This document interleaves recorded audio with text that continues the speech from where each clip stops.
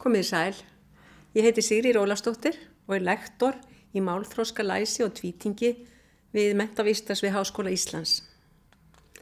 Greining á orðanotkun í lesskilnings- og náttúruvísindahlutum PISA árið 2018. Samanburður á íslensku þýðingunni og enska textanum. PISA-prófin eru lögð fyrir nemendur 15 ára gömul víða veröld. Markmiðið er að kanna hversu vel þátttökum þjóðum hefur tekist að undirbúa nemendur fyrir virka þátttöku í viðkomandi samfélögum.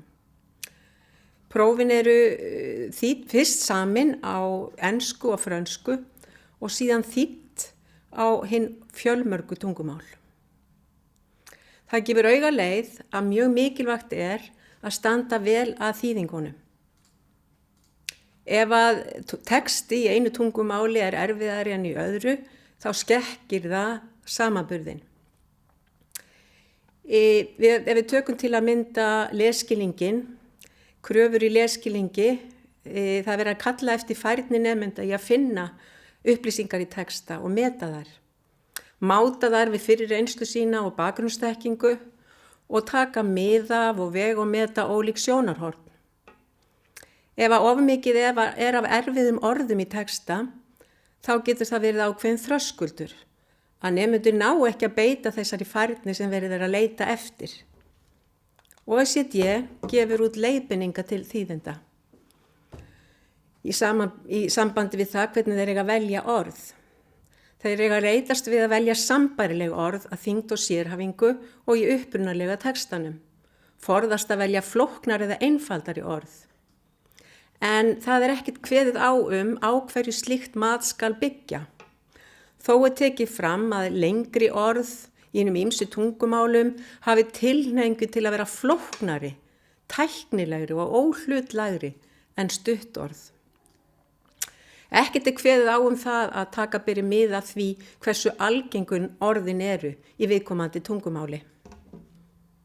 Hins vegar hafa fjölmargir rannsóknir á ensku tungumáli leitt í ljós að það eru sterk tengsl á milli þess hve algeng orð eru og þess hversu líklegt er að nemendurnir þekki orðin.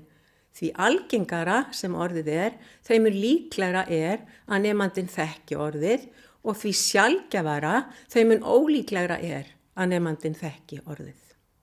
Slíkar rannsóknir er ekki til fyrir íslenska tungu. Við höfum þó eina íslenska rannsókn, meistararannsókn, sem gaf sambærilega niðurstöður og enskar rannsóknir hafa sýnt ítrekað. Það kom í ljós að íslenski nemendur í 5. og 7. bekk þurfa að skilja 98% af orðum í lesnum texta til þess að ná að skilja innihaldið.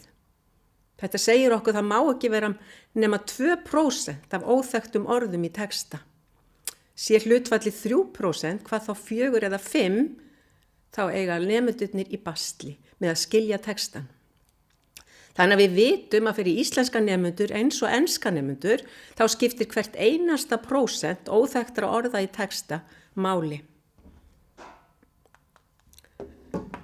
Því var það markmið okkar Auðar Pálsdóttur að kanna samræmi í tíðni orða í íslenskum og enskum textum í lesskilnings- og náttúruvísindahluta PISA-prófana 2018.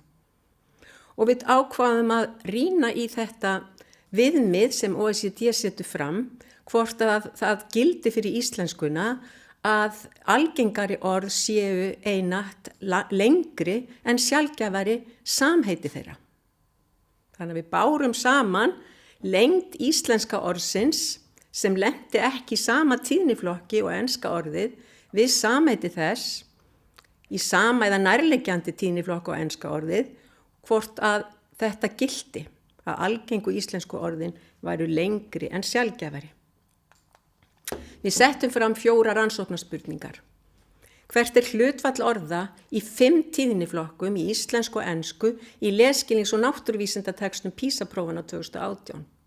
Hversu hátt hlutfall þýddra íslenskra orða fellur í annan tíðniflokk en samsvarandi ensku orð í upprunalegu textunum? Hversu hátt hlutfall þeirra orða hefði mátt velja samheiti sem fellur í sama eða nærliggjandi tíðniflokk og samræmist þannig betur enska orðinu? Hversu oft hlutfallslega er algengara íslenska orðið lengra en sjaldgæfara samheiti þess. Þess að öfugt við það viðmið sem OECD setur fram. Við völdum af handahófi 4 texta úr PISA-prófinu 2018, 2 texta úr lesskilningshlutanum og 2 texta úr náttúruvísindahlutanum. Og við bárum saman orðin í íslensku þýðingunni við sambærileg orð í ensku frumtextunum. Síðan fundum við tíðni einstakra íslenskra orða í íslensku risamálheildinni, orðtíðnilista sem byggir á henni.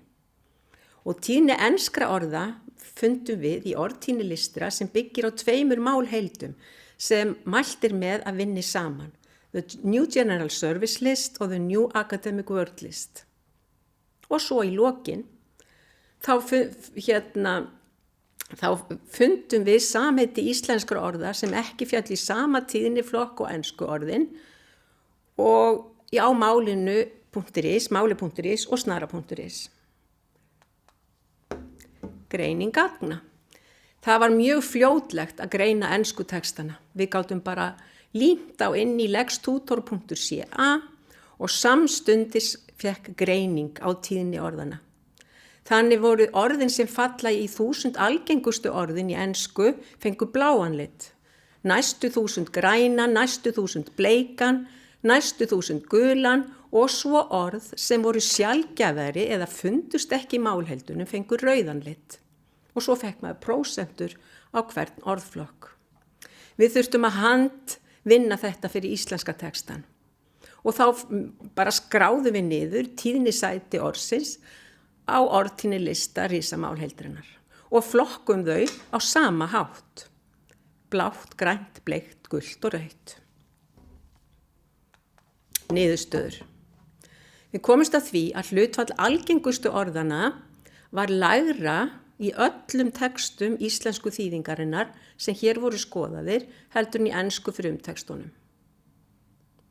Og á sama hátt var hlutfall orða í flokki sjaldgæfustu orðana, rauðaflokknum, umtalsvert hærra í íslensku textunum en í þeim ensku.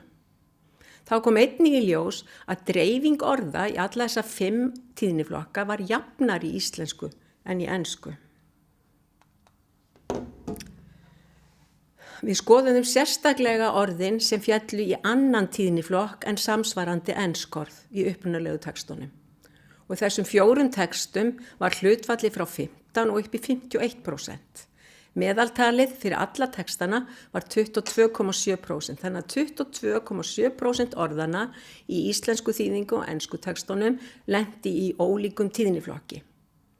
Af þeim orðum voru 67% íslensku orðana sem fjallu í ólíkan tíðniflokk og ensku orðin og þau voru sjaldgæfari en þau ensku. Þannig að 67% af þessum 22,7%, við tökum þau bara sem eina heild, meir en helmingurinn þeirra voru sjaldgæfari í íslensku en í ensku. Síðan leitum við af samheindum í ásnöðru.is eða málið.is. Og fundum það að við hefðum getað lækkað þetta hlutfall úr 22,7 þó aðeins niður í 19,5. En þá hefði verið hægt að draga enn miklu meira úr ósamræminu með því að velja samheiti úr nærliggjandi tíðniflokki, hvað þá eða hefði verið umorðað. Þannig hefði mátt leitast við að gæta jafnvægis á milli fjölda þýddra orða sem eru sjaldgæfari og algengari en orðin í frumtextanum. Það er svo mikilvægt að sé svona 50% þeirra sem við getum ekki látið fara í sama tíðniflokk. Þannig að sé 50% sjaldgæfari í íslensku og 50% sjaldgæfari í ensku. Síðan skoðum við þetta viðmið OECD að algengari orð hafi tilhneigingu til að vera styttri en sjaldgæfari orð. Og við skoðum hversu oft það reyndist ekki svo. Og það var yfir 30% í öllum textunum 4. Það var alltaf yfir 30%. Sem að algengara samheitið var lengra heldur en sjaldgæfara samheitið. Þetta þýðir að viðmiðum að lengri orð hafi tilhneigingu til að vera sjaldgæfari, hún dugar ekki nóg við þýðingar úr ensku yfir á íslensku. Niðurstöðurnar benda eindregið til þess að mikilvægt sé að gera kröfur að þýðendur notir orðtíðnilista sem byggja á málheildum til að geta samræmis í orðavali við upphaflegu útgáfuna. Og ef við tökum mið af því að í enskar rannsóknir hafa sýnt að það eru sterk tengsl á milli tíðni orða og hversu líklegt er nemendur þekki orðin, þá höfum við engar slíkar rannsóknir hér á landi. Við vitum ekkert hvort 15 ára nemendur þekki til dæmis hærra hlutfalla með orðum sem að falla í grænan flokk heldur en 11 ára nemendur, er stígandi í orðþekkingu nemenda með aldri eftir orðtíðnilista risamálheildarinnar. En við megum þó gera ráð fyrir því að íslensk börn þekki næstum öll algengustu orðin. Þetta eru orðin sem fylla tungumál í tali og riti. Og við vitum að hvert einasta prósent skipti máli.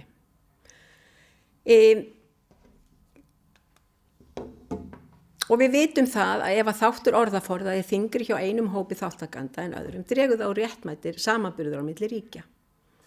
Notkun flokkara orðtíðnilista sem byggjast á málheildum ætti að vera eftirsóknarverður hluti af vönduðum vinnubrögðum við þýðingar sem lagðar eru til grundvallar svo mikilvægri rannsókn sem PISA-prófum fela í sér. Hins vegar ber að geta að við tókum bara af handahófi texta og það voru alls ekki allir nemendur sem lásu þessa texta og unnu með þá, þannig að okkar niðurstöður eru bara svona vísbending sem gott er að hafa til hliðsjónar. Þessar upplýsingar, þessar niðurstöður eru birtar í grein Netlu, sérrit alþjóðlegar rannsóknir. Takk fyrir.